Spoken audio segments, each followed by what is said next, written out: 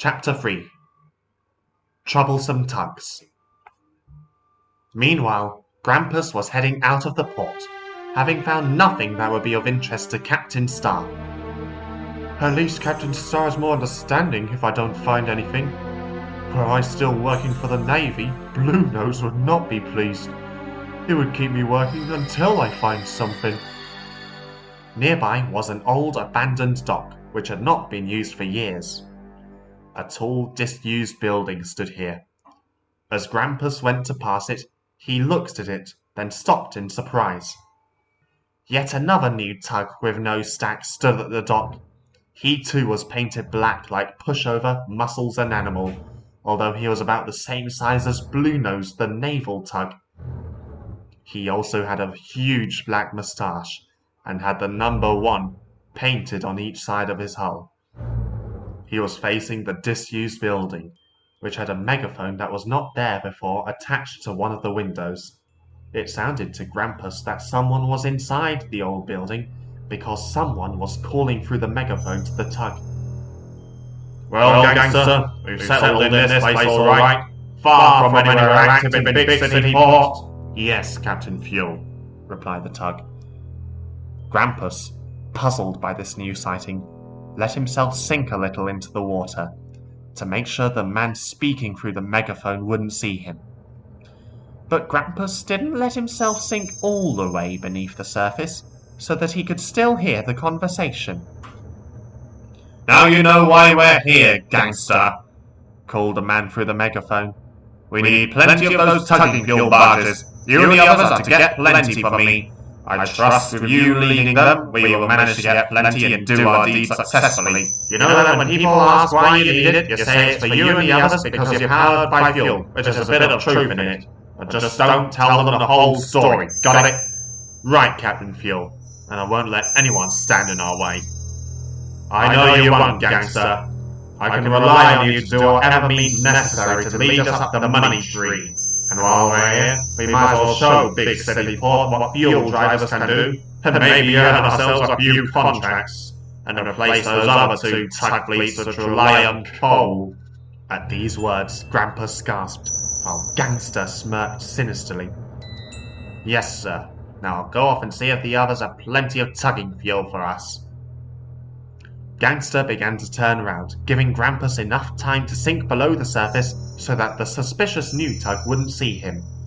Gangster faced away from the building, headed out of the dock and into the port. Below the surface, Grampus headed away from the dock underwater so that Captain Fuel wouldn't see him through the windows of the building.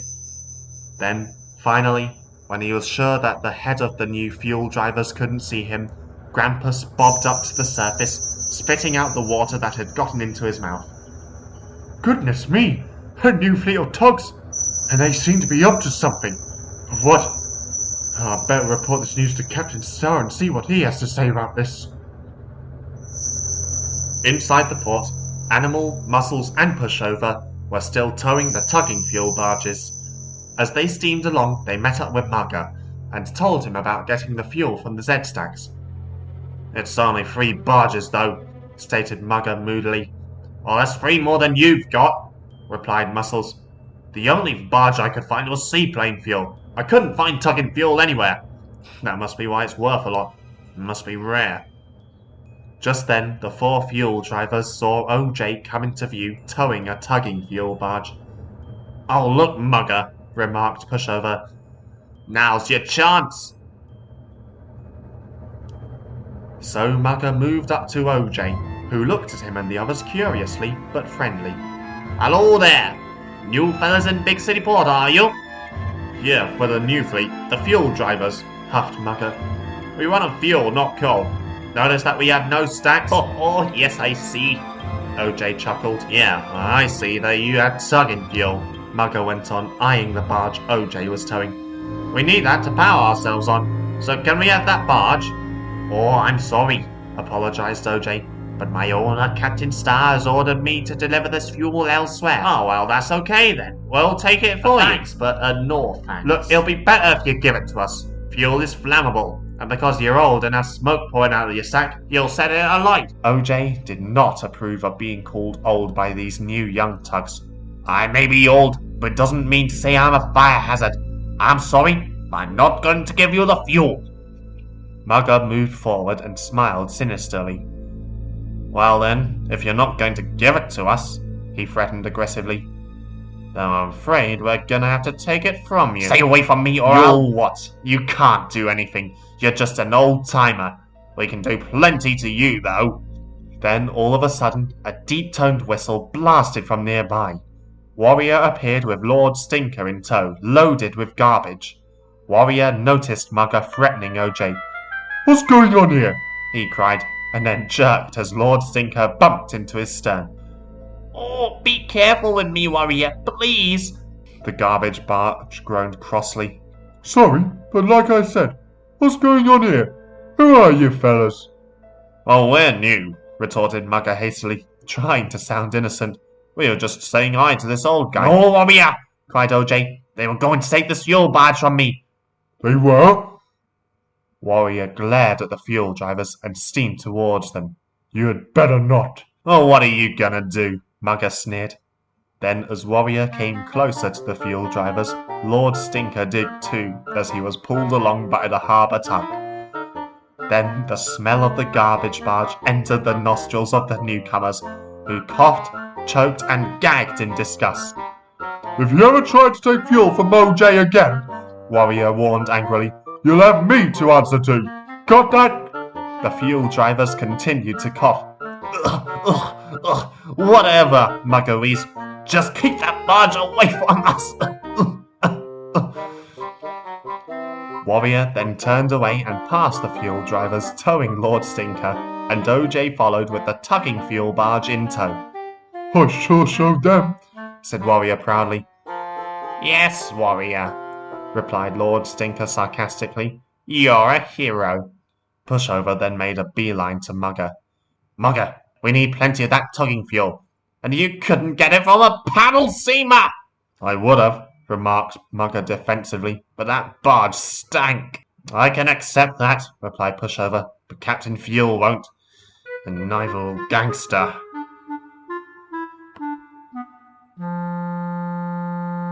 Chapter 4. Fug Tug. Elsewhere, 10 Cents and Sunshine had delivered their barges to a customer and were heading towards the coal depot to restock themselves. Sunshine was still fretting over the new fleet of tugs. You're sure they won't replace us? Look, Sunshine, replied 10 Cents, getting quite annoyed. We've been working up in Big City Port for a long time now. Everyone knows what good jobs we do. No matter how modern these new tugs may be, Captain Star will make sure they don't replace us. Okay, if you say so. I know so. The two switchers arrived at the coal depot, where they found Zip and Zug about to leave with a barge loaded with coal that was tied behind Zip. Ahoy, you two! 10 Cents called out to them. Captain Zero giving you two dirty work, then.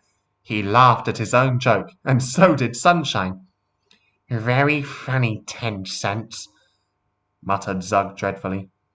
This is our 4th delivery, added Zip, and we have more to do. It's taking so long. Well, I think I know why, remarked Sunshine, because you are using just one barge. Seeing as there are 2 of you working, why don't you use 2 barges? Oh, yeah, remarked Zip. Then he turned to Zug. Zug, you knew we could do that. Why didn't you suggest it? Well, Because Zug is just making you do all the work, grinned 10 Cents. Before Zug could retort, the 4 switchers jerked as they heard a blast of a horn. Then Gangster zoomed into the coal yard and eyed the Star and Zero switchers. Well, what have we got here then? 4 little oldies. Excuse me, cried Zug, shocked.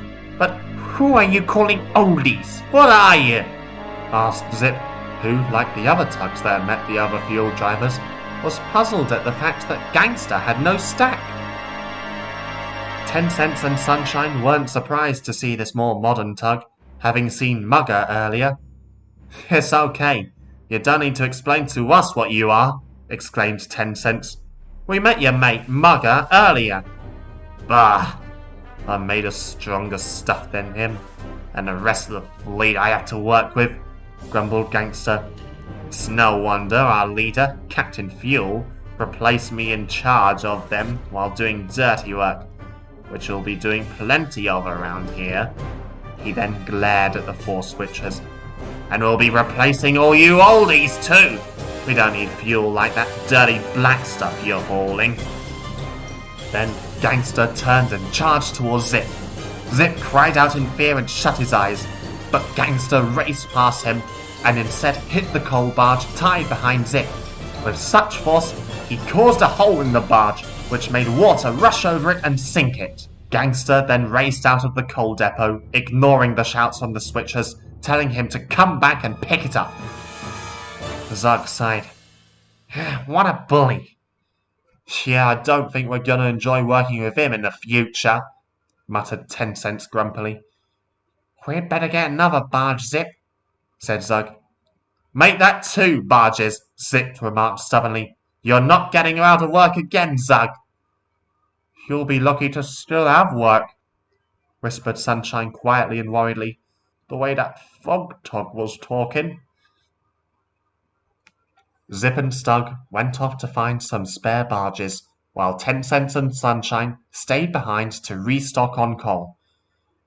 Sunshine was still worried about the fuel drivers replacing the Starfleet. And for the first time, after seeing how aggressive Gangster was, so was 10 Cents.